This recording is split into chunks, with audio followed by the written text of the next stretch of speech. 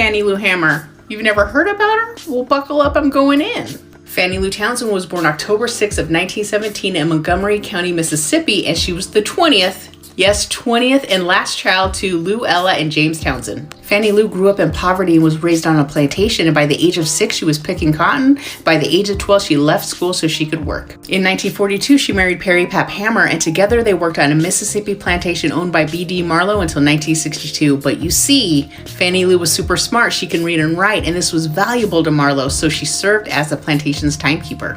In 1961, without her consent, she received a hysterectomy by a white doctor while undergoing surgery to remove a uterine tumor. Now, sadly, forced sterilization of black women was nothing new. It was used in a way to prevent blacks from populating, and it was so prevalent that it even had a nickname, the Mississippi appendectomy. Also in 1961, she attended a civil rights meeting led by James Bevel and James Foreman, who were encouraging blacks to register to vote.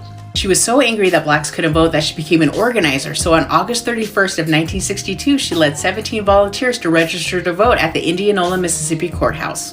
They were of course denied the right to vote because of an unfair literacy test, and on the way home the police stopped their bus and gave them a $100 fine. And can you guess what for? The bus being too yellow.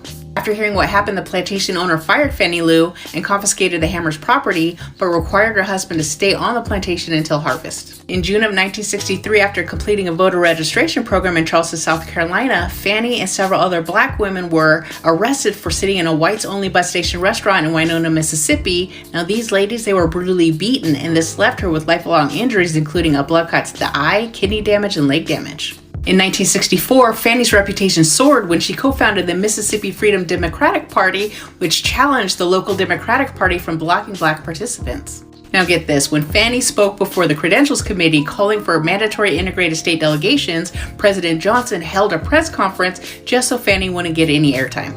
But because her speech was so good and it described the racial injustices in the South, they ended up airing it later. By 1968, Fannie's vision of racial equality in delegations came true when she became a member of Mississippi's first integrated delegation.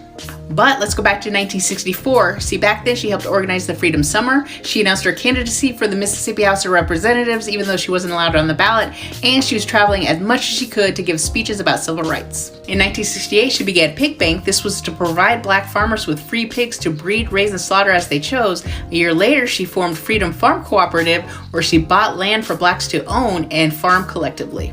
Fannie Lou, she did a lot for equality, and sadly she passed away in 1977 at the age of 59 of breast cancer in Mound Bayou, Mississippi.